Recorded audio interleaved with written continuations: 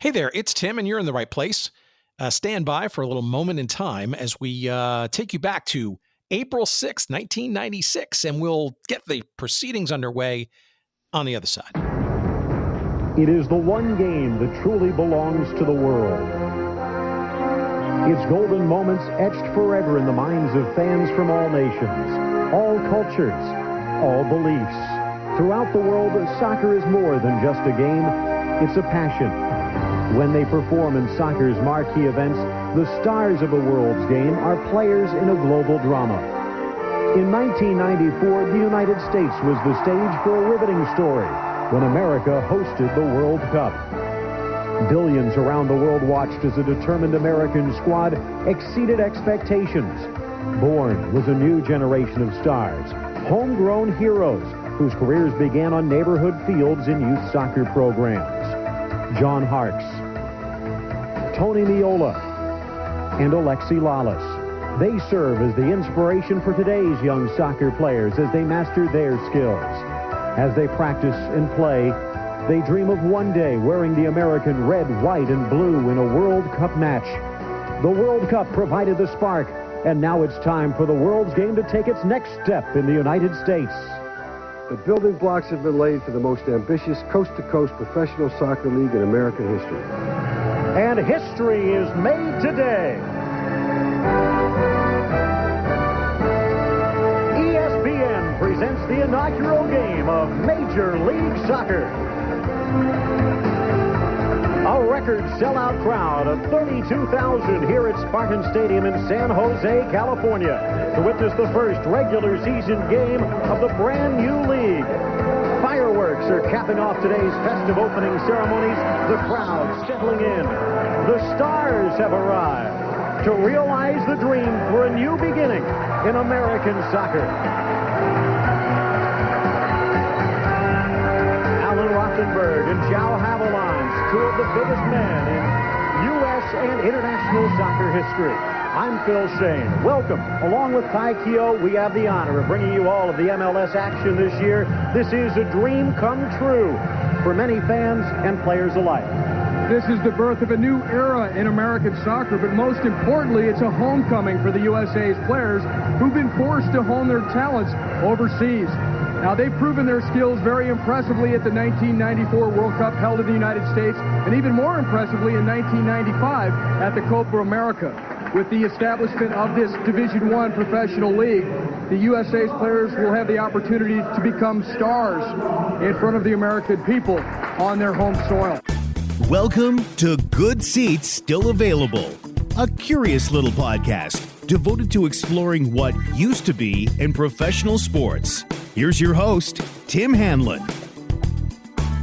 Greetings and salutations, everyone. How are you? My name is Tim Hanlon. It's Good Seats Still Available. It is the curious little podcast that is devoted to what used to be in professional sports. And of course, I thank you for finding us. Welcome to the proceedings this week. And as we the next few months, just around the corner, supposedly the biggest sporting event in, I guess, modern history is approaching.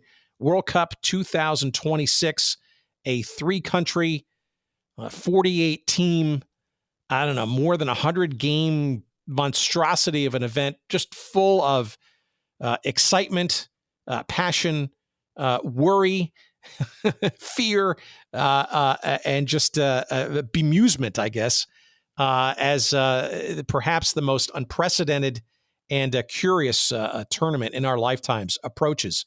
And lots of interesting people coming our way in the next couple of months to talk about the various aspects of soccer in this country, its history, it's the pro game and these international tournaments and that kind of stuff. A lot of people writing books and documentaries and all kinds of different things and excuses, if you will, and promotional ones at that, understandable, to be talking about the game and their contributions and the histories and stuff. And we will take advantage of as many of those as possible in the coming months. And our first of those efforts is one humdinger of a guest. His name is Alan Rothenberg. And if that name is familiar to you Major League Soccer fans, well, it should be, because this was the man whose name was etched into the championship trophy in its earliest years, he was largely responsible, with a bunch of other people, of course, for founding and getting this league underway back in 1996. And that clip that you heard was from ESPN from March 6th of 1996 for that first ever game at Spartan Stadium in San Jose, California. Yours truly in the stands. And it was an amazing time and a worrisome time because there are a lot of fans who've been there, done that before, especially those who had come and gone with the North American Soccer League in the 1970s and 80s. Yours truly, of course. So been burned before many times, and many fans have been burned before, not just with the NASL, but just various other attempts along the way. We talked about plenty of those conversations for you to enjoy in our canon of previous discussions. But Alan Rothenberg was the guy who was essentially the man who put all of that stuff in motion 2 years after also having been the lead person behind and the force of nature, if you will, behind a very successful and unprecedented event known as 1994's World Cup here in the United States. A twin delivery system, if you will, from FIFA. You may remember that part of winning that bid for the 1994 Cup was the promise to establish and launch successfully, or reestablish or relaunch successfully, a Division I pro league in the United States. And certainly that's what happened in 1996, maybe a year later than originally envisioned. But we'll talk about all the various backstories around both of those things, that tournament in 1994, the setup, the lead up, all of it, the intrigue, and the intrigue that in parallel and subsequently was ultimately that became Major League Soccer thereafter. And Alan's story is beyond just that. I would argue those are probably the sort of the twin pillars of the story. But his soccer knowledge and interest, I would argue, is he was probably not considered a soccer guy back in the late 1960s when he was cutting his teeth as a corporate lawyer, working for Jack Kent Cooke, right, the legendary sports entrepreneur and owner, LA Lakers. And for those who may remember of a certain age, the United Soccer Association's Los Angeles Wolves, the fully imported Wolverham Wolves that played in that league that was one of the two pro leagues to get things going again in the U.S. back in 1967. We'll talk about that baptism by fire and that introduction that Alan got by working or being a corporate lawyer for Jack Kent Cooke, and his shall we say, relatively quick learning curve with this thing called, quote unquote, pro soccer in the United States, which came back in the 1970s as Alan was part of an ownership group that bought the Los Angeles Aztecs of the old NASL. We'll talk about that. But of course, we'll talk about the global stage as Alan got very much involved in things like the 1984 Los Angeles Olympics, and in particular being handed the keys to a soccer tournament of the Olympics that was by sport was the most highly attended event of the entirety of the Olympics. And by the way, not confined to Los Angeles alone, although the Rose Bowl did host a final that had over 101,000 people at it, which itself was a feat, but also was able to host preliminary games for the tournament in venues outside of Los Angeles. So fascinating tales there. His ascendance to becoming president of the U.S. Soccer Federation, and then helping during the 1990s bring about a competitive and ultimately dominant Women's World Cup and Olympics team or teams, all the way to the 1999 Women's World Cup being hosted in the United States, a major coup that. Clearly the 1994 World Cup, as well as the founding of Major League Soccer in 96. All of that and much, much more. And of course, we're going to have his hot takes on what he thinks is going to happen in the next couple of months with this World Cup coming up. So many different ways it could go. And you'll want to stay tuned to hear Alan's thoughts about what he thinks might transpire both on and off the field in the months ahead. The book, again, is called Big Bounce. Yeah, that's what it's called. It is published by our friends at Triumph Publishing. And we, of course, will be happy to give you a copy if you would like to answer our trivia question at the end of the show. So stay tuned to that. We're going to give away about 3 copies this week. We'll get those first correct answers in, and you'll be glad to get a copy of this book. And of course, if you can't wait, by all means, get yourself a copy. You'll find convenient links to our friends at Amazon here in this show description, however you get this podcast, or going to our website at goodseatsstillavailable.com to search up this episode with myself and Mr. Rothenberg, and you'll find the convenient links there. All right, let's not waste any more time. This is a wonderful conversation, a couple of clips embedded in there for a little historical purposes, and it was an honor to get to meet this giant of the modern-day soccer establishment here in the United States. Here's my conversation with Alan that we had just about a week ago, and please, as always, enjoy.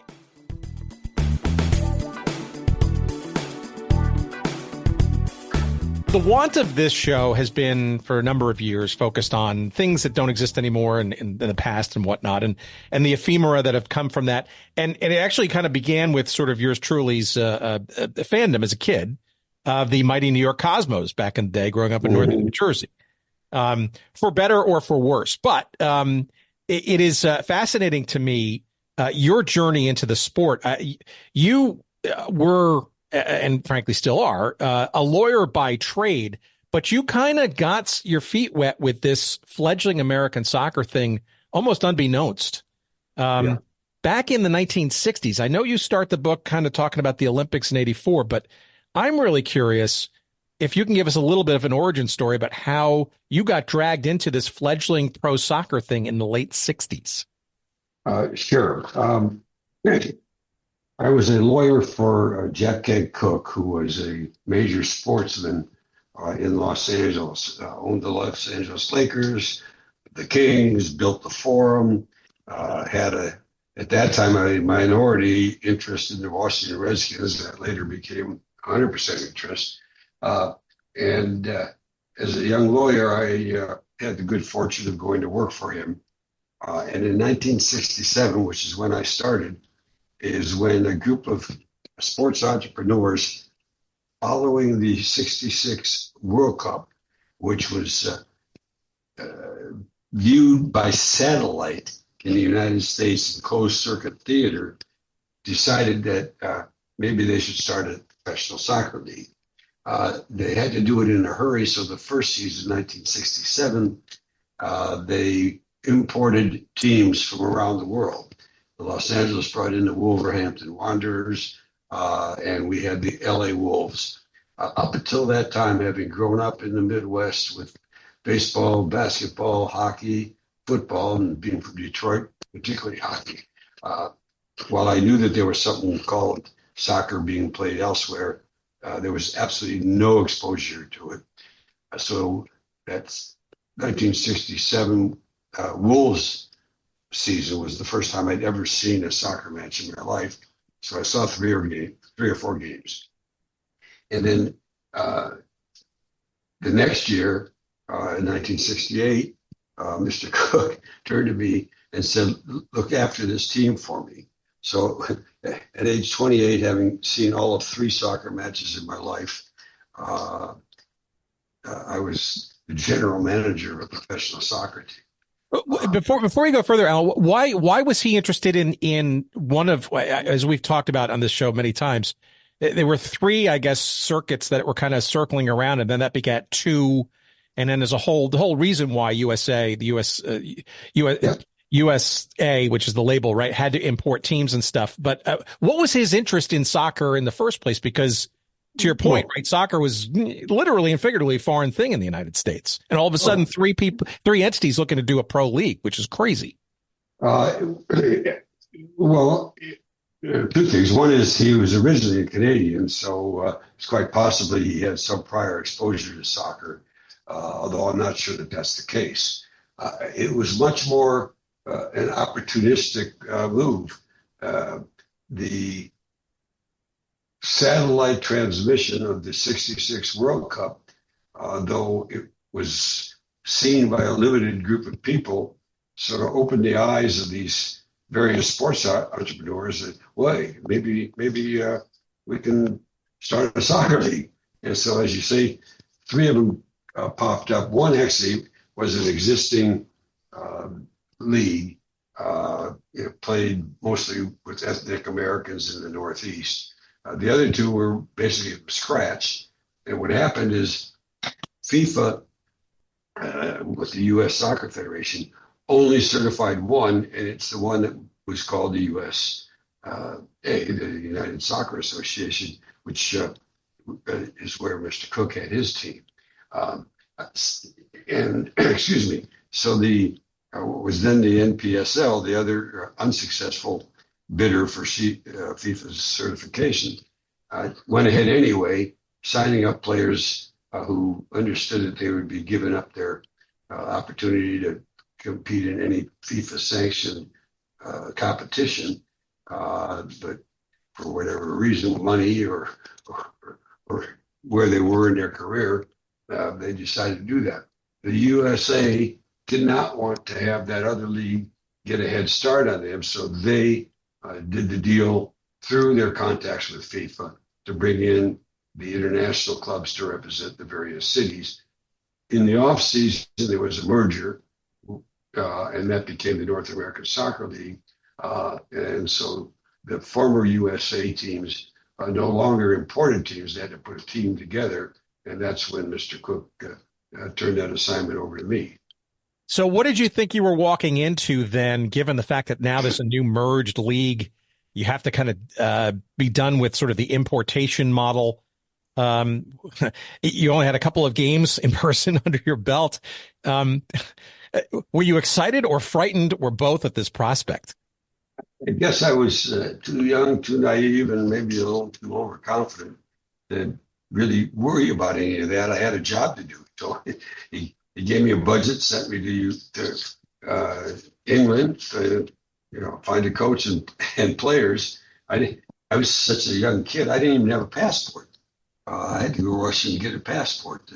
So I went to England, and again it was through the English FA. I got an introduction to Ray Wood, who had been a backup goalkeeper on the Man U team that experienced a terrible crash in Munich, which he survived and then became a goalkeeper, and he retired. So I hired him to be our coach and basically turned the acquisition of the players over to him because I had no way to know or anything. So I gave him a budget and said, okay, put it together. And the first time I saw the team was when they arrived in the United States. And can you describe kind of what the 68 season was like? Because I think a lot of people were feeling, okay, we're finally all on the same page here. And I don't think it went to people's original designs. For sure. I can speak only for the Wolves, for our experience. I mean, we were drawing 2,000 or 3,000 people in the 100,000 seat Rose Bowl. Didn't look very good. And in fact, it was pretty clear to me halfway through the season that Mr. Cooke was not going to carry on. And when it did happen after the 1968 season, all kinds of teams dropped out. I think they went down to 5 teams, and the league was kept alive for the next several years by Lamar Hunt, basically underwriting, I think, every team in the league, similar to what Phil Anschutz did when MLS was in dire straits. And so then it slowly started to rebuild, and then you get into the Cosmos era, which changed everything, at least for the time being.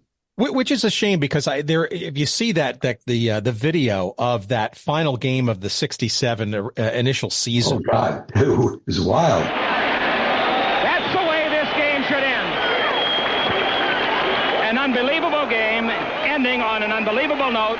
The final score, not only in overtime, but in overtime plus sudden death overtime, and we were approximately 6 minutes into the sudden death when the own goal off the foot of Schuhen brings victory, the North American Soccer Championship, the United Soccer Association Championship, to Los Angeles' Wolves. The game was wild. It was a nice crowd. You have Chick Hearn calling the action, or maybe he was doing it after the fact. I don't know. It was a film or whatever, but no, that was live. It just seemed like there was and Cook talking on the speaker, basically saying, isn't this a great product? And look forward to seeing you next year. And it just seems like such a letdown given all of that excitement that season. And when we decided to start soccer here in America, I was warned constantly that this is a dull game. Isn't it one of the most exciting games you've ever seen in your life? There isn't a writer in Hollywood, there never has been one, who could have written a script for the game tonight. Next year, the year after, and all the years to come, we're going to be proudly privileged to bring you wonderful fans, Major League Soccer here in Los Angeles, and thank you so much.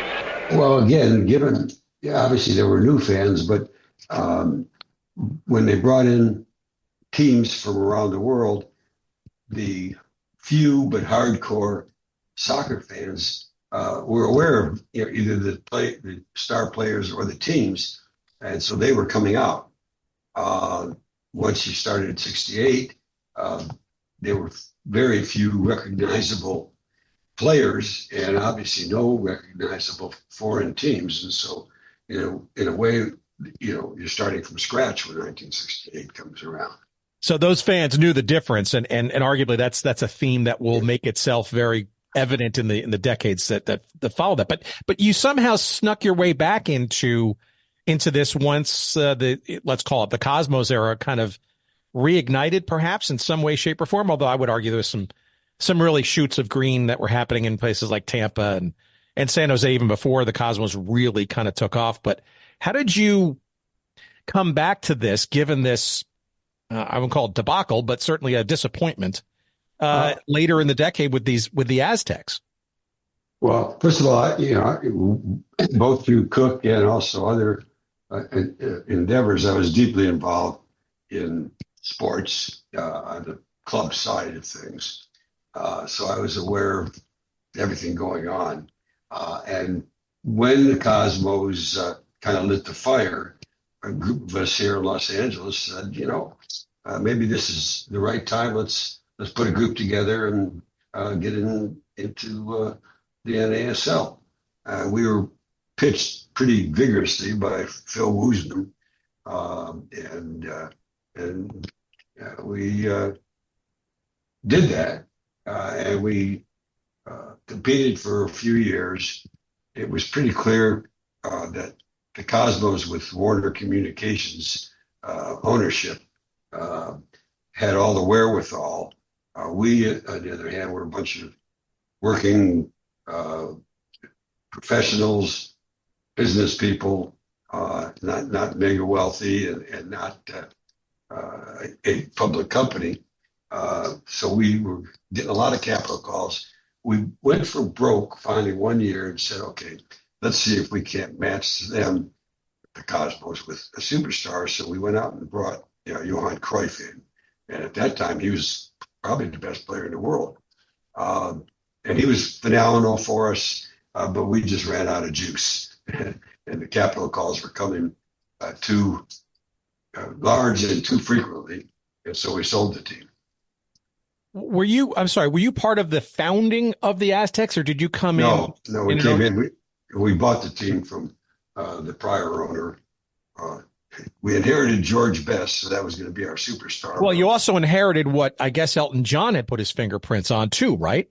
Yeah, he had a minority interest, but obviously got a lot of publicity from them. But when we bought the team, we bought it 100%, so Elton John's ownership ended. But we saw George Best. He's kind of a tragic if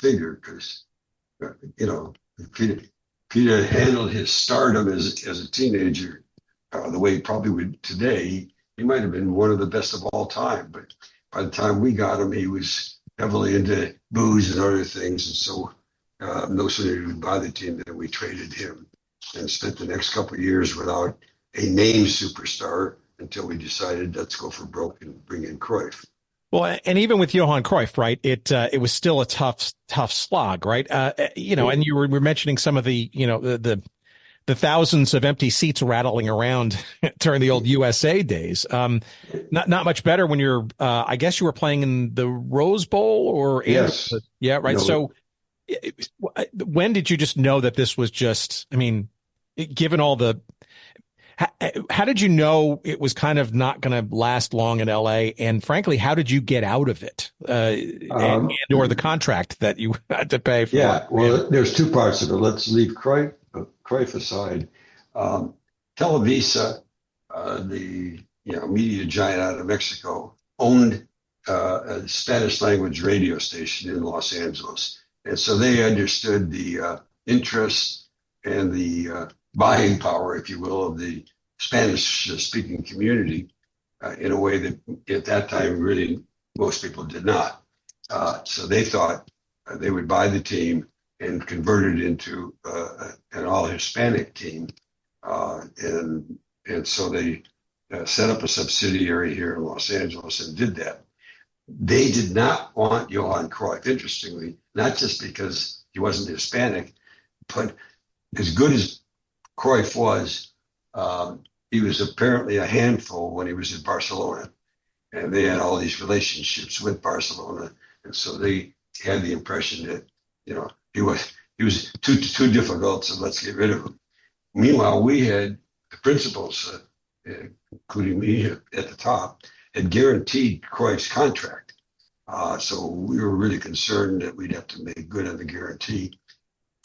Fortunately, Sonny Werblin, who was a mega agent and the guy responsible for the creation of Broadway Joe Namath, had just been brought in as the president of the Washington Diplomats. And again, understanding the value of a big star, he took Cruyff's contract so we could breathe a sigh of relief and not have to worry about how we were going to make good on that contract. I think that's when Gulf and Western owned that franchise, right? So some resources there. Yeah, it is either that or blanket on Danziger. The family, there was a family there that had the team. I think that a major wealthy family. So I don't remember if it was them or Gulf and Western at that time. But in either event, the team had the wherewithal to pick up the contract, and obviously Werblin, understanding the impact of the superstar, leaped at the opportunity. I didn't want to start on such a sluggish note because this certainly doesn't set the tone for all the amazing achievements that you accomplished the years afterwards. But we'll get to that in 1 second. But I do want to ask you one little asterisk of a question, because you were exposed, I think, in that ownership time with the Aztecs, I think probably to the first taste, or your first taste, or the organization's first taste, or the league's first taste of quote unquote indoor soccer. Do you remember any of those initial forays into that? Maybe it's a blind spot and you don't want to, but I'm really curious if you remember any of those shenanigans. I do remember, and there was a big debate among the NASL owners. The purists obviously did not like indoor soccer, and definitely FIFA and the U.S. Soccer Federation did not, but there seemed to be an early appeal, and so people dipped their toe in it. Now, we did not, although we were approached to do it, but obviously others did, and over time, obviously, the MISL kind of outlived the NASL. Yeah, kind of perfected it. I was just curious to see if there was any inkling in your outdoor management's mind that this indoor thing could even be its own thing at some point, or was it just kind of like a sidelight and maybe a distracting that? No, there was serious discussion about it. and I don't remember specifically why we rejected doing it. Well, at that time, because of the Federation and FIFA, had we done that, we might have jeopardized the acceptance by FIFA and the Federation of the Aztecs. But really, it was just, we looked at it seriously and decided not to go forward with it.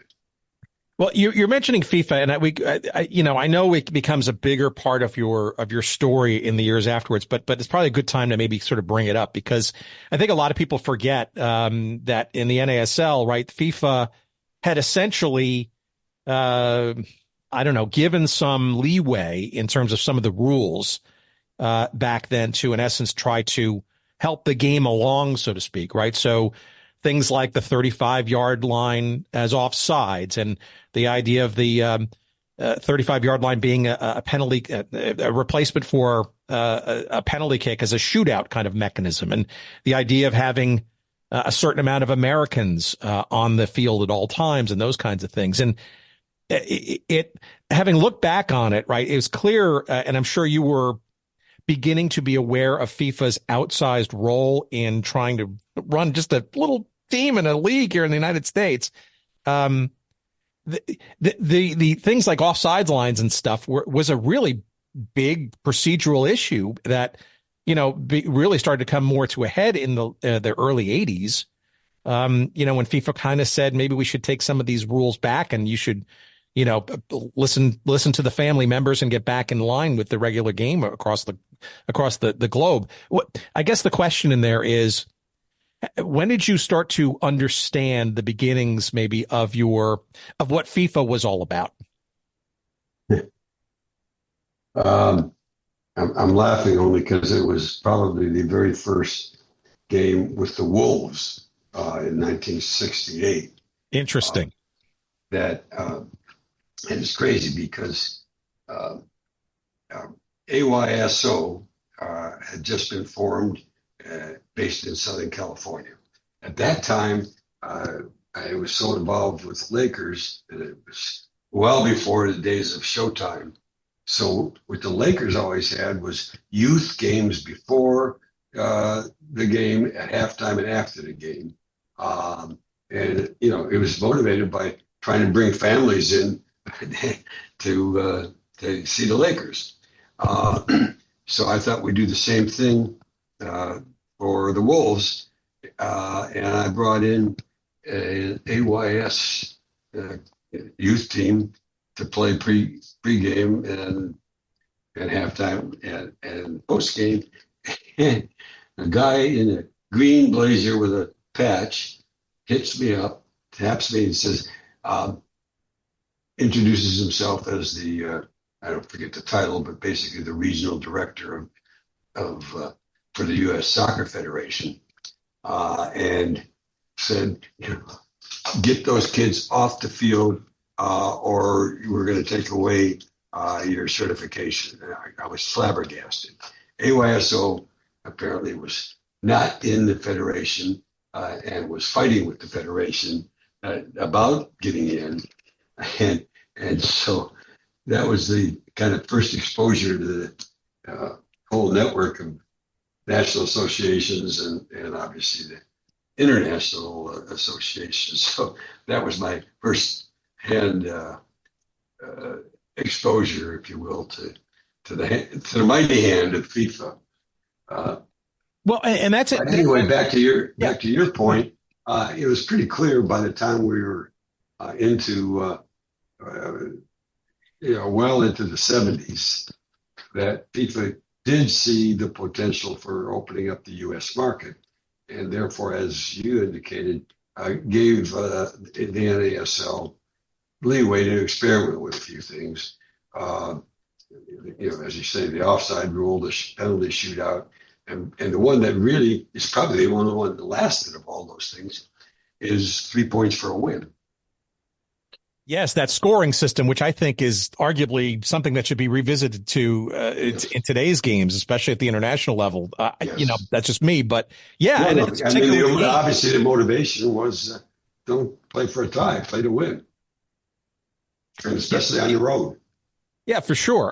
But all of that though is a real, and this really I think sets the stage for really the bulk of the rest of your quote unquote soccer career, right? Because obviously you're still by day, acting as a top flight lawyer in and around the entertainment space and other things. But the politics though, right, of this sport of soccer, right, which you have now experienced on the professional level twice by the early 1980s. It just seems that it is, and I think for the layman, right, it's befuddling, and it doesn't make a lot of sense trying to be a fan of these teams and leagues and that kind of stuff. And it seems like such a big black box of confusion. How do you even sort of find still fondness for the sport, given what those exposures have been at this point in your career? Well, first of all, what we've talked about is really my only involvement with soccer. In between those ventures, I did nothing with soccer. I wasn't a soccer fan particularly. When I got involved in the ownership, I thought, well, maybe from an investment standpoint, I was getting in on the ground floor or something big. But it wasn't, because I just had this unbelievable passion for soccer. And obviously through the years, I've grown to love it. But at that time, I had no interest there. I was not a part of the U.S. Soccer Federation. So I was practicing law, did a lot of sports work, was continuing to represent the Lakers and others. Excuse me. So in that position, I guess I was aware of the structure of international sport, particularly FIFA and the IOC, who kind of have this top-down ownership, if you will, of, in FIFA's case, the whole sport, and Olympic for the whole family of sports.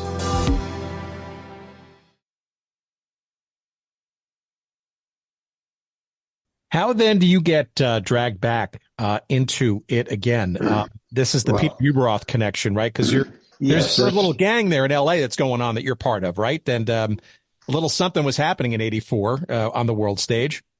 Yes, what happened, we had the '84 Olympics, which turned out to be an enormous success. And Peter Ueberroth, who was the genius head of it, wanted to get as many people involved as he could, wanted to get some people who were people of some influence in the city, but knew that people in mid-career couldn't take 2 or 3 years off and work full-time. So he came up with the concept of having a commissioner for every sport and every venue.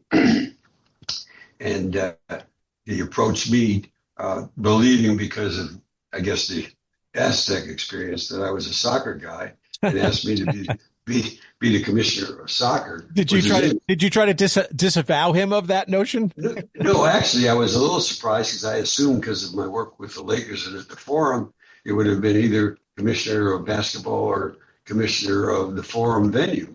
But actually, I was happy to be, not for the right reason with respect to the sport, but the right reason for me to be picked for soccer, because soccer was then, as it still is, the most organized of all the international governing bodies, which meant that I didn't get sucked into having to spend tons of time with incompetent and diverse.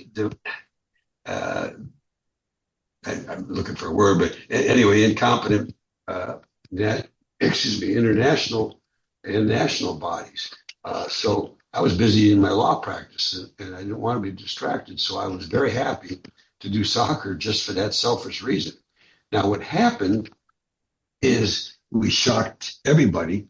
It turned out that soccer, outdoor track and field, had the most attendance of any of the sports in the Olympics. The final was in the Rose Bowl with 103,000 people. And so that's when FIFA decided that maybe they could bring the World Cup to the United States and not have it be an embarrassment. The U.S. had applied twice before and had been rejected. And so that was a turning point. Now, again, what happened is I was not part of organized soccer. I was not part of the federation.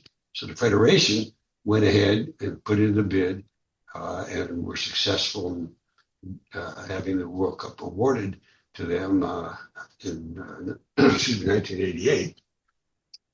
In 1990, FIFA was really concerned that progress was not moving along as fast as they would have liked.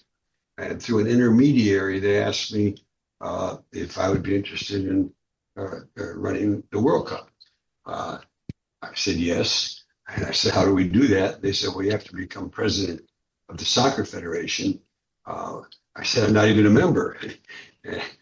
But I went to the bylaws, and it turned out you didn't have to be a member to be the president. And so I won an election that summer of 1990 to become president of the Soccer Federation. It took a little while because they had a separate entity for the World Cup. It took a few more months to take over ownership, if you will, of that. And that just started everything that went on from there, and the amazing events that took place through the 1990s with all the carryover since then. So in many respects, you were a victim of your own success in '84, and arguably the U.S. Soccer Federation that you were not part of at the time really was drafting off of the mega wattage of the soccer contribution from the '84 Olympics. I think that's fair. There wouldn't have been the awarding of the World Cup to the United States but for '94. Excuse me, '84. Right. Yeah, and there's that iconic picture of the flyover of that final game. And it's also weird, too, because I got a question there, too, but it's also weird. I remember in '84, right, watching the Olympics and stuff and hearing kind of, and you remember we're in a different media and sports coverage era at this point, right? So a very more limited means of communications and sports stories and stuff. It was weird. It was almost like clandestine if you weren't in the markets and stuff, because ABC almost kind of ignored it. I mean, I remember it was like it was given a couple of minutes as a recap that this game had drawn a crazy amount of fans at the Rose Bowl and had shattered all records of any kind of attendance for the Olympics to that point. And here it was, kind of just a throwaway. The game was certainly not available on television. The French are away. Good run. Shureb. Number 5, Risson. Number 11, Roar. The French are coming up with numbers now. Roar out to the right, good move. Chips it across the goal mouth. Hit it in the goal. Number 5, Risson. High in the air. Puts it past the outreached hands of the goalkeeper, Gilmar. And the French have gone in the lead. And the crowd comes alive. A breakaway, and it was Roar who set it up. Here's the chip across the goal mouth. Going across that goal mouth. Number 5 heads it. Beautiful header. High, and it screams just under that crossbar. Watch it again. Roar. Over the defense, up in the air, timed well, bang like a trip hammer into the corner. No chance for the goalkeeper, Gilmar.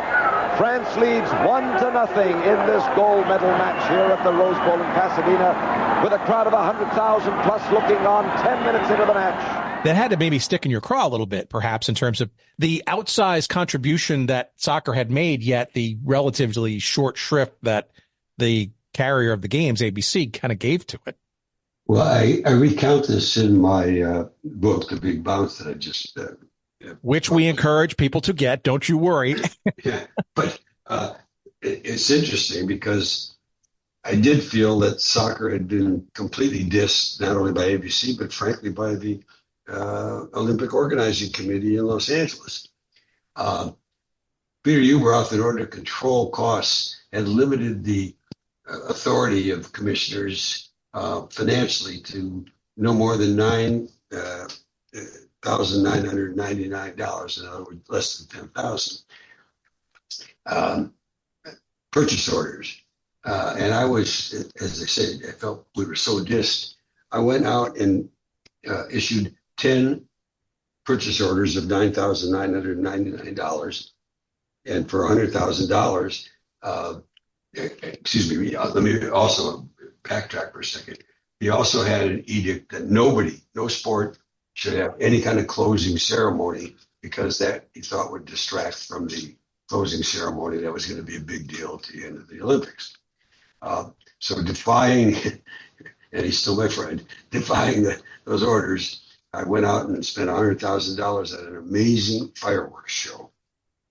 And the final part of the fireworks was interlocking of the Olympic torches and the FIFA logo. And I just looked at Avalanche, and he was like, his eyes were wide open. And I kind of sensed then that probably at some point FIFA would bring the World Cup to the United States. So that I mean, that's intriguing, right? Because you're recognizing and maybe that in that moment, right, that soccer is its own kind of thing, and in many respects is probably the only sport that could even be confused with dwarfing, especially at the World Cup level, what the Olympics brings. I guess the question in there, before we move on to your other mountains scaled, where and how did the idea of broadening the games of soccer into other cities, and by the way, far away from LA for that matter, come about? How did that idea get generated? Because that was a big, and I think kind of misunderstood, not misunderstood, what I'm trying to say, undervalued or underreported kind of innovation. Peter wanted to get the entire country aware of the Olympics that were obviously focused in Los Angeles. And so we took advantage of that by having group matches on the East Coast at Harvard and Annapolis, and then also at Stanford Stadium in Northern California. It also alleviated the pressure for facilities, because again, soccer was not played prevalently in high schools or colleges, and so there weren't a lot of smaller stadiums that would have been accommodated group matches in and around Los Angeles. So it was twofold. It was for facilities reasons, and also to broaden the interest to a nationwide audience instead of just Southern California. So the basking in the halo of that competition, that sort of final event, the fireworks, Avalanche, then the head of FIFA kind of perhaps a glint in his eye, and looking at young Alan there on the side and saying perhaps. You mentioned the USSF thing. You now become president of, in the following years, you became president of that, perhaps as really a means to the end of pitching fully and formally for this World Cup thing, correct? Correct. How go ahead. Go ahead. I'd love to hear the late 80s, early 90s evolution of the bidding process and stuff. The problem, once the award was given to the U.S. Soccer Federation, is, well, even before that, immediately post 84. In 84, the Olympic Organizing Committee was an independent body. Up until then, and I think ever since, it's been a city-run operation. And the U.S. Soccer Federation was really totally a volunteer kind of mom and pop organization at that time. And I had conversations post 84 with Seth Blatter, who at that time was the CEO, I guess, I forget, it's the Secretary General, about the fact that we should set up a World Cup organizing committee the same way with a private entity, because we really didn't think that the Federation was capable of hosting that kind of event. And we had 3 or 4 discussions, but ultimately FIFA decided if they bypassed their national association, it could be a terrible precedent, because right now they had that top-down structure And if people figured out a way to bypass their national association, it could be chaotic for them. And so they decided to go through the traditional way. And my predecessor, Werner Fricker, was amazing. I mean, he was dogged in going after the rights. He mortgaged his house to finance the bid. And a lot of people say I'm the one that brought the World Cup to the United States. I did not. Werner did. But after it was awarded, as I said, the Federation was so afraid that it was going to bankrupt the Federation, which was probably bankrupt anyway. They set up a separate organization so that if, in fact, it was a financial failure, it wouldn't bring down the Federation. And as I said before, after a couple of years, FIFA was getting a little impatient, didn't think enough progress was taking place, and that's when they reached out to me and asked me to step forward. Now, I was interested because of the World Cup. I really knew, because I had never been involved with the organization of soccer, if you will, formally. I really didn't realize what a chore it was going to be to professionalize the management of the Federation, to put together a competitive team, and then ultimately, because it had been promised to FIFA, start a professional league. I didn't study it enough to realize what I was getting into. I just thought, okay, great, we'll do this, and I can put out a great World Cup and move on with my life. Well, and that's where the intrigue and the internal politics play in, right? I mean, even the Byzantine method by which presidents get selected and stuff, right? Because it seems like both then and still today, in many respects, although things have certainly modernized on a lot of different fronts and specialized, that this was an organization, the USSF at the time, had to serve multiple masters, and the pro thing was such a at that point an abstraction, given what had happened with the pro game a decade or two before.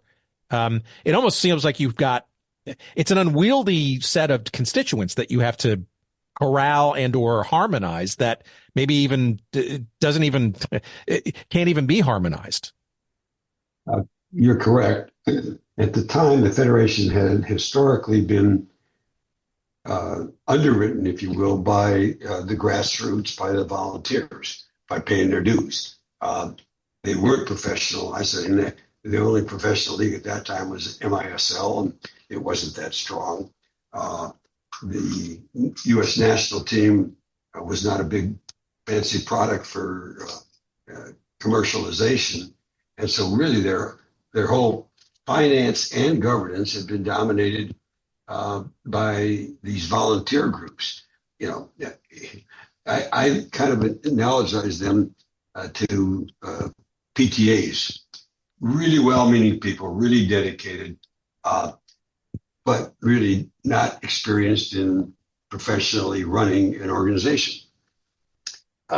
So what happened with respect to my election, at that time, the way it worked is a third of the vote went to the adult soccer group, a third to the youth, a third to the professional. Fricker, while having the majority of the volunteer groups, was still a little bit controversial, and so I was told you'll get enough of the youth and adult vote that if you get the pro vote, you can win. Well, my whole career had been in professional sports, and I knew several of the owners of teams in the MISL, and so it wasn't that hard to get the MISL pro vote. And so with that, plus the disgruntled volunteer groups, got elected president of the federation. Yeah, that's the pro game, right? I mean, quote unquote, right? Indoor Yes. Only. Yes, that was the only dark times in that space, right? Absolutely. So, all right. So, early 90s. Tell me about the process of building this organization and getting it running, and how did FIFA understand? How did the idea, the concept, the mandate, I guess, of the professional league embedded as an outgrowth of this tournament? How did that come about? Was that suggested by by you all, or was that a mandate by FIFA? What was, how did the league part of it as part of a foundational leave behind, shall we say, of this tournament come about? A condition of the granting of the rights to U.S. soccer was establishment of a Division I professional league. So that was part of the commitment. I think FIFA expected the league and the formation of the league and the development of the World Cup would go hand in hand. As soon as I got elected and looked at, how arduous the task ahead was, I flew to Zurich and I said, we got to put off the Pro League until after the World Cup. And that, in fact, first of all, we don't have enough resources to do both at once. But in fact, the only chance to have success with the Pro League is if we have a really great World Cup. Because otherwise, people are just going to say, well, Pro Leagues in soccer have been tried and failed several times. Why is this different? And so, not that they had much choice, frankly. They said, sure, just put it off. And so we went about our business. And again, it turned out as I went forward, we had so many things besides the World Cup. We had to professionalize the management of U.S. soccer. We had to develop a competitive soccer team. And no sooner did we get elected and turn around is the first Women's World Cup. And so we had to do that. And we kind of did various things to professionalize the management. One of the first things we did was move the offices. When I got elected, the U.S. soccer offices were in a trailer on the campus of the U.S. Olympic Committee because the USOC was giving them rent free. I think they maybe had 6 or 8 employees. In Colorado Springs? Yes. And, we were based in L.A. And 84 had been at the Rose Bowl. And so everybody assumed correctly that the final was going to come here. But Chicago was very interested in getting the opening. And so I negotiated with Jay Pritzker and Mayor Daley, and they arranged for us to take over an old mansion on Prairie Avenue, being way below market rent. They arranged the financing for us to move from Colorado Springs to offices in Chicago and to do some refurbishing of it. And so that gave us, at least a professional look.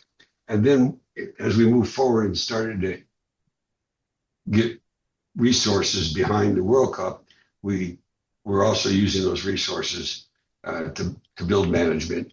I had hired Hank Steinbrecher as our general secretary, and he was terrific. And then we get to the team. And by the way, we got sponsorships for the federation using the leverage of the World Cup. For example, the World Cup,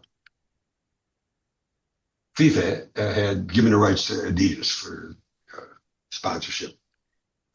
We went to Adidas and basically said, you better buy a U.S. soccer sponsorship or else we're going to Nike. And, that kind of thing, Coke and Pepsi. Anyway, yeah, it's almost like marketing kind of grew up through these efforts. Yeah. Yeah. So, and that generated funds for the federation, in addition to funds for the World Cup organizing committee, to move forward and become more professional. On the team side, it was very interesting because in 1990, for the first time in 40 years, we qualified. And then our first match, we were thrashed. And when it came back, Bob Gansler, who had been the coach, deserves all the credit in the world for getting us there. But my feeling was we needed somebody with international experience, with prior World Cup experience, if we were going to be competitive. And I was able to secure the services of Bora Milutinovic to coach the team. And then at that time, our players were so disrespected internationally that very few of them had any opportunity to play internationally. And even then, it was for lower tier leagues. And so we established a training camp, a residency camp. And for 16 months, we had all our players together. Played, I think it was 91 friendlies. So by the time we got to the World Cup, we were truly a team. This is the Silverdome in Pontiac, Michigan. 77,577 on hand to see the United States take on Switzerland. And hi, everybody. Along with Seamus and Alan, I'm Roger Twybo. This is the first World Cup game ever played indoors, and Seamus, the moment has arrived for U.S. soccer. Put in perspective this game and this tournament for the United States. Well, this United States team is a vastly improved one over the 1990 World Cup version. They have the talent and the will and the preparation to make their goal of getting to the second round. Now, with tough games against Colombia and Romania coming up, this game is a must-win game today. I am convinced also that it's a can-win game for the USA. It's one of the problems, unfortunately, that the U.S. is faced with to this day is how do you bring all these disparate parts together and have a true team? Then we did it. And so that took care of the playing side, because we also said, no matter what we do for the World Cup, if our team is an embarrassment, it's going to put a cloud on everything.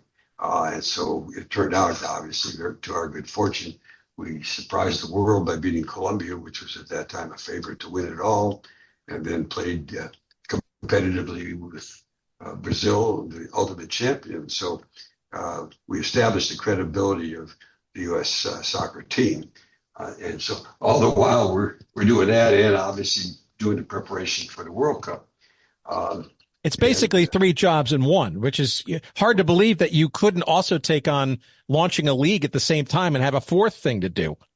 Or fifth. Or fifth, right, sure. And I'm talking about the men, but at the same time, remember the women. Exactly. And there was a drafting of that, if you will, because 91, I mean, it was the first women's tournament, world tournament. The U.S. did very well, quietly, to those who were listening, and really kind of set off something that was not only I would call it tangential, I would parallel, either in the beginning kind of quietly behind, but then very quickly as the 90s ran on, became quite its own thing on its own, and perhaps even gargantuan. Yes. Let's talk about the women for a second, and then we return to the other question. Yes, please. The first meeting I was presiding over the federation, there was a proposal to put up, I think it was $400,000 to help support the women's national team.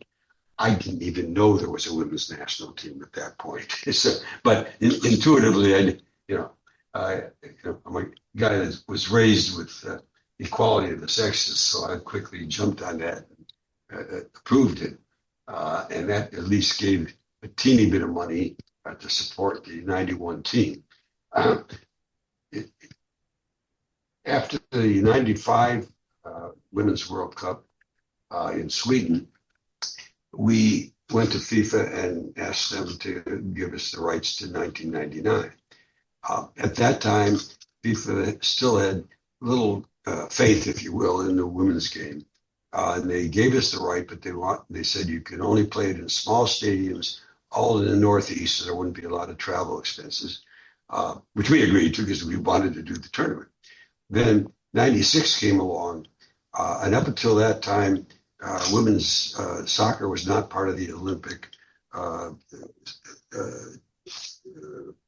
medalists.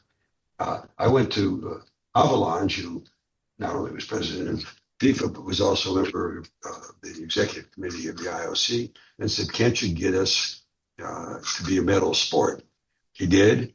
And so 96 was the first time the women were in the Olympics, and that team was phenomenal. They won, and there was a great group of women on and off the field. Yours truly at the final in Athens, but I digress. Yeah. It was an amazing time. Yeah, and so then we went back to FIFA and said, let us do it nationwide in big stadiums, not unlike what we did in 94. they gave us lip service. They said, well, okay, they didn't say the words, but they certainly created an impression of, if you crazy Americans think you can do it, go ahead, Godspeed. So we did, and obviously the result speaks for itself. 99 was phenomenal, and it was really the seminal event for women's team sport, not just soccer. I think, and we've seen the spectacular growth, especially in the last few years, in women's team sports. So set that aside. The other question. And that in and of itself, I'm sorry, it launched a league afterwards as well. That was not part of the FIFA bargain though. For that one though, it's just a bunch of women's league. But that was something we did on our own.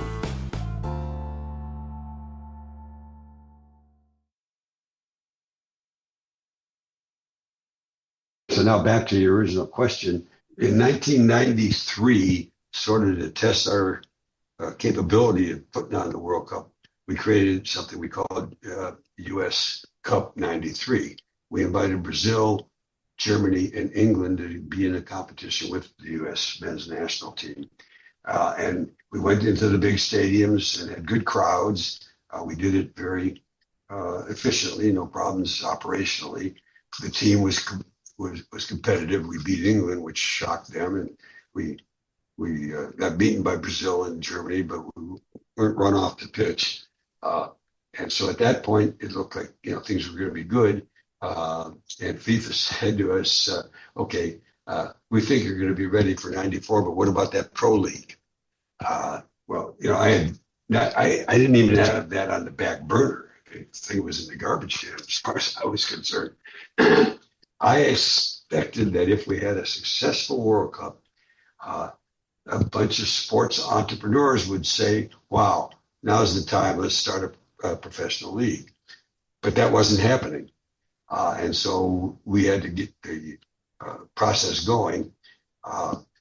We created first a skeleton of a professional league concept.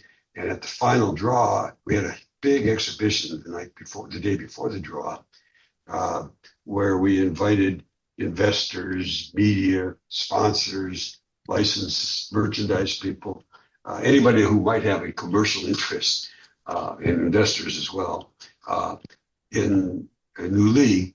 And we didn't have the details yet, but we gave them the outline and tried to spur some interest. And then of course we used the actual World Cup matches again to invite all those people to as many matches as we could.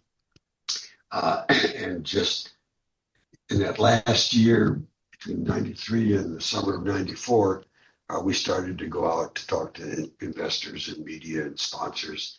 And so initially, everybody thought we would start immediately after the World Cup. We put it off for a year for a couple of reasons. One is we still didn't have the total financing that I thought we needed. And also, we were afraid of disappointing expectations, if you will. People just come off the greatest competition in the world with full stadiums. If they expected anything like that, they're going to be sorely disappointed when we have way less grade of competition, and a good crowd would have been between 15 and 20,000. So we had to let the luster, if you will, of the World Cup wear off, and so we put it off for a year before we started.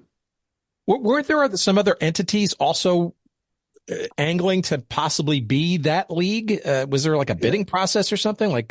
Yes. Why yes, and what was that? There were two others. There had been at that point a professional league, the APSL, I think it was. Not a first division, but they wanted to step up. So they wanted to do it.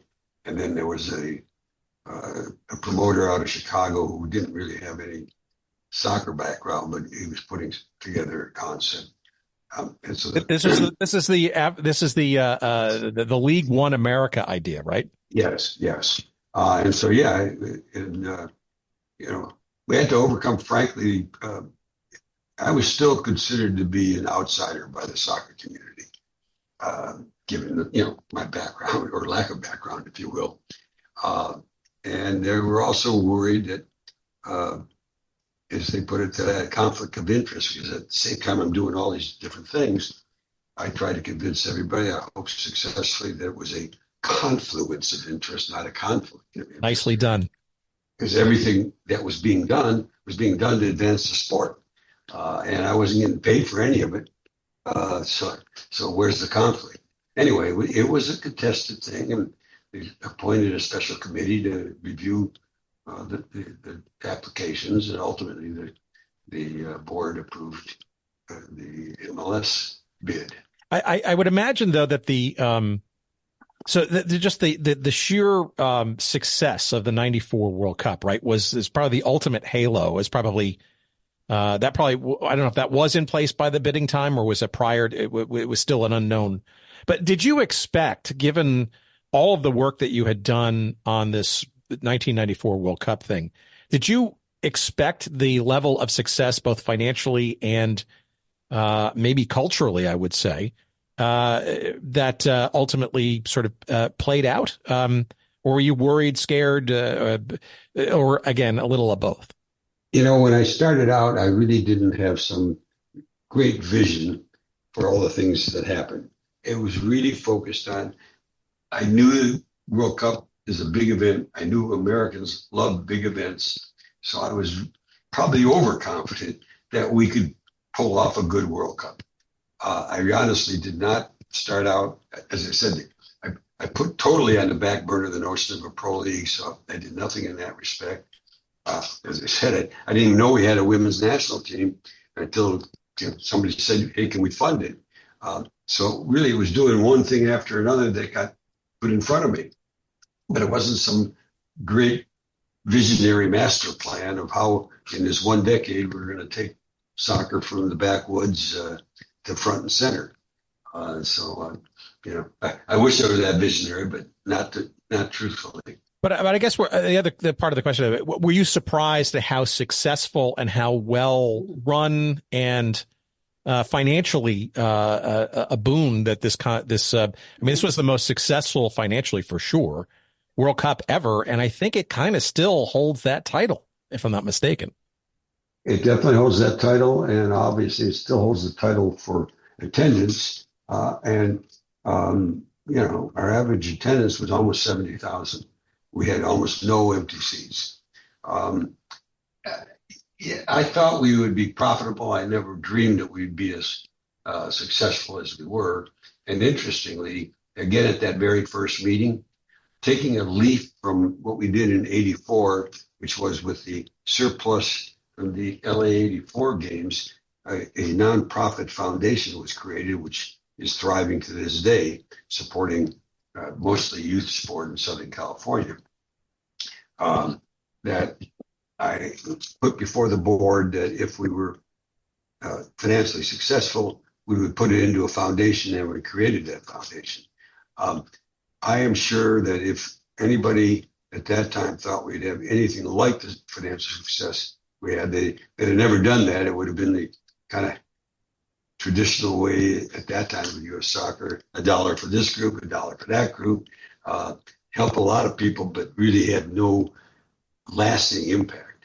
And so when we did have the good fortune of ending up with over $50 million of surplus, it was immediately put into the foundation, which has done great things for the next 30 years.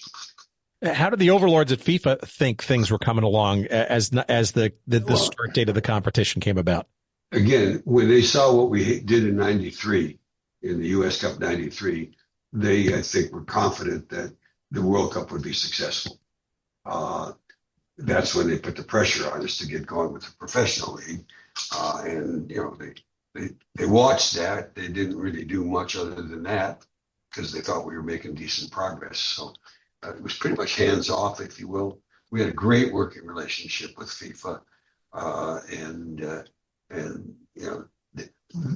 as everything went along, they got more and more confidence in us, and were much more willing to give us a free hand. Well, it certainly proved out to be the right approach for sure. And now there's plenty of other stuff we'd love to go into at some point someday, but I'd love to get the origins of MLS and how you had to sort of break those barriers as well. And obviously that's been a huge success too. And your name on the trophy, by the way, which is a real, at least early on, a real deference to how much you were foundational in that league's creation. But I can't let you leave without this sort of end question. We're recording this in February or so of the next World Cup coming to this country and two others in this hemisphere. What are your general thoughts about the pricing, the dynamic pricing part of it, the cost of it, the audaciousness of 48 teams, and maybe the other sort of things that related to, I don't know, there's a lot of questions circling around this particular World Cup for lots of different reasons. How do you feel about the chances for success and or other things coming up? Well, read the epilogue to The Big Bounce, and you'll see what some of my prognostication is. Mm-hmm. But it measured by fan participation, it's going to be a success. People are going to love it. Number of teams, I'm all for expanding the number of teams because that, first of all, makes the World Cup really a World Cup. And it gives hope and incentive to a lot of smaller countries that up until now, basically, they know they can't make it, so they don't really necessarily do everything they can to build their operation and their team. So I think that's great.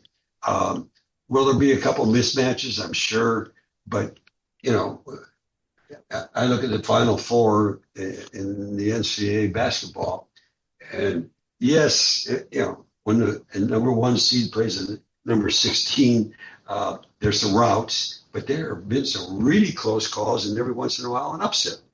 I think the best thing to give us confidence about 48 teams is what Morocco did in 2022, and suddenly opened a lot of eyes saying, maybe this will be okay. I think we're going to see that. So I'm a fan of the expanded numbers.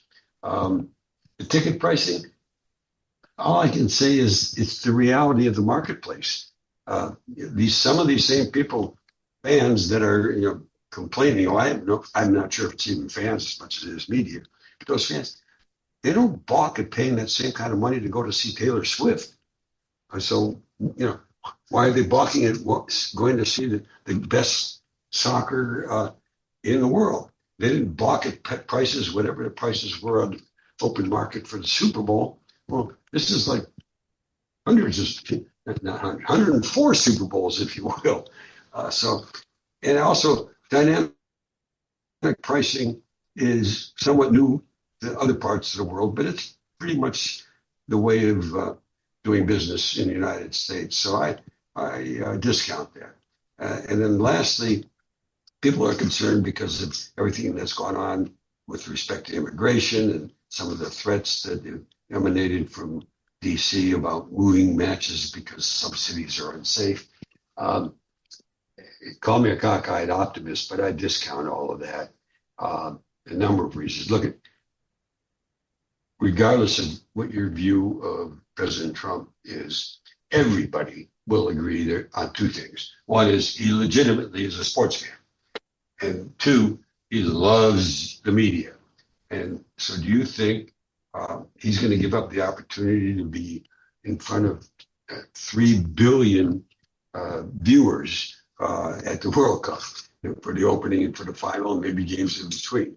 So I don't see that. He appointed himself chair of the World Cup task force, and so his name's all over it, so he doesn't want it to be a failure, obviously. And as to immigration and ICE, we'll take them separately. You just saw the Super Bowl where an understanding was reached that ICE would stay away. I have to believe there'll be a comparable understanding for the World Cup matches.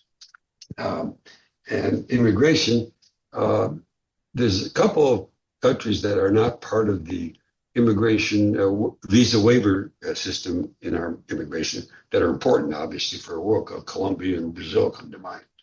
But FIFA has made it the U.S. has established a system where if you have a ticket, you can go to the head of the line for a visa. And so I do think that it's going to come off fine. Or, will there be an incident here or there? That's inevitable with as much activity in as many cities, many countries, and as many people as are involved. But I don't think there's going to be any serious immigration or ICE effect on the World Cup. Well, look, that commentary is absolutely important because you have immense credibility based on your experiences and your successes in and around this stuff. I hope you're right. I pray that you're right. As a fan, though, it's very difficult to understand the lack of transparency about how the tickets are allocated.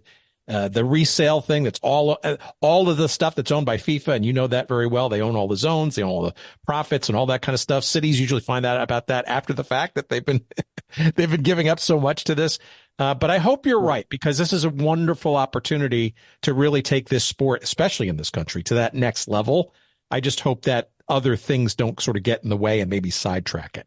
Well, I think we are in agreement on that. And I will say this also, that FIFA is mitigating the ticket pricing to a certain extent by having these massive fan festivals required in the contracts in all the cities. So it means fans, for a very nominal admission fee, can really enjoy it. And there's an argument to be made. It's probably more fun to be in the middle of a festival than to be in the stadium.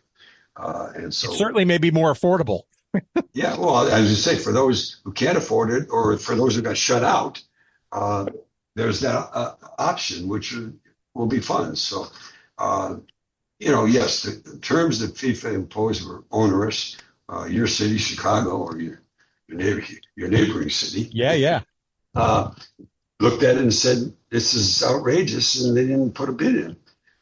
And I can't blame them. I do understand it, and a lot of the other cities who did agree are really scrambling from a financial standpoint to make it work. If they aren't successful financially, they're at least rationalizing it on two bases. One is they'll have enough people coming in that there'll be a lot of tax revenues from hotels and restaurants and bars and the like. And also, especially for cities that are not as well known worldwide, that it will be great for future tourism. Like, I guess the smallest city that is hosting American games is Kansas City. It probably isn't known that well worldwide.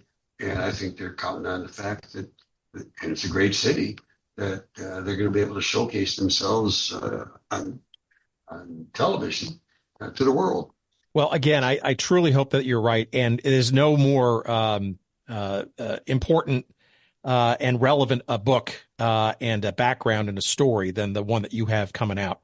And Andres Cantor, the famous former Univision, now Telemundo Spanish language goal caller, if you will, has a great quote about this book, and I think it probably is it's a great encapsulation of it. It says, "Alan will be remembered as the man who changed soccer forever in our country, both on and off the field." I think that summarizes, and we just scratched the surface of the stuff. We didn't even get into the Major League Soccer origin story and all that stuff, but I wish you nothing but success with this book. It is so relevant, and it's really I think a tremendous backgrounder to where we find ourselves in this country relative to the sport of soccer. You are a builder and then some. There should be 3 or 4 entries for you in the U.S. Soccer Hall of Fame, as far as I'm concerned. But I really appreciate your making time for this, and I truly hope you the best for this book and in the years to come. I hope you get to enjoy a couple of these games too. I will. And thank you, Tim. And if down the road between now and June you feel the need to have an update, you know how to reach me.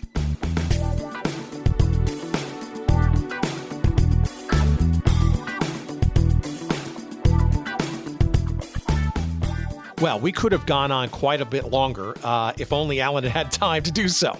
I would love to have gone further a little bit into the Major League Soccer birth story, and I'd love to have him back. Hopefully, knock on wood, we'll try to do that in the fall. Post-World Cup tournament, we'll get his updated hot takes on how the tournament went, but hopefully a little bit more granular backgrounders on the founding, the launching, and I'm sure the twists and turns of Major League Soccer back in 1996 and the years and months and days and weeks prior to that, and maybe in the days after as well. Again, not certain success in the immediate launch, but amazing stuff still to come, hopefully, again, with Alan in the months ahead. But in the meantime, the book is highly recommended. You will find lots of interesting tidbits and things that you perhaps thought you knew already about the last 30 or so years of U.S. soccer history that just might surprise you. It is called The Big Bounce, the surge that shaped the future of U.S. soccer. It is published by our friends at Triumph Books, and you can get it, as they say, wherever good books are found. Of course, we'd love you to consider purchasing it through our convenient referral links to our friends at Amazon. Those links can be found at the show description of your podcast feed or at our website at goodseatsstillavailable.com under the episode numbered 434. And either way, you will click your way into whatever means that Amazon provides that can provide the book to you. We'll get a couple of shekels of referral of when you do so. Now, if you're really cheap and you really want to try your luck, we've got 3 promotional copies of this book, courtesy of Triumph. Thank you very much, to give away this week. If you are successful at answering this trivia question, if you're one of the first 3 to correctly answer this trivia question, you'll send that answer to our email address at hello@goodseatsstillavailable.com. Be one of the first 3 to correctly answer this question, and we'll timestamp them so we know when they come in. And here it is. We reference the fact that in the 1984 Olympic soccer tournament that Alan was behind putting together creatively, that the Rose Bowl was the crown jewel of that tournament, featuring not only the finals and semifinals, but also a whole host of first-round games and knockoff or knockout games in the tournament. But as we hinted at, there were 3 other cities and stadiums outside the Los Angeles area where this tournament was also played, a novel move at the time. Just all you got to do is tell me one of those city stadium pairs. I need the name of a city and it's the stadium in which that city hosted Olympic soccer games. Just tell me one of them. You can give me all 3 if you want. But tell me a city and the name of the stadium in that city that hosted the Olympic tournament games outside of the Rose Bowl in Pasadena. And again, one of the first 3 to hello@goodseatsstillavailable.com. And if you are, you will win yourself a copy of this book. And again, thank you to Triumph for allowing us to do so. You can, while you're online, visit again our website at goodseatsstillavailable.com. Lots of cool merch there for you. All of our episodes are posted there, etc. You can follow us on the various socials. On the X platform, you will find us at Good Seats Still. You'll find us on Blue Sky at goodseatsstillavailable.com. And you will find us just about everywhere else at Good Seats Still Available, all one word, including YouTube, where we also post and stream these episodes for you each and every week. And our thanks again, as always, to the congenial Jerry Payne for his audio excellence this week. And thanks very much for listening. So much more coming to you, for you, in the weeks ahead. Stay tuned, as they say, to your feeds. Thank you so much for listening. Take care. Bye.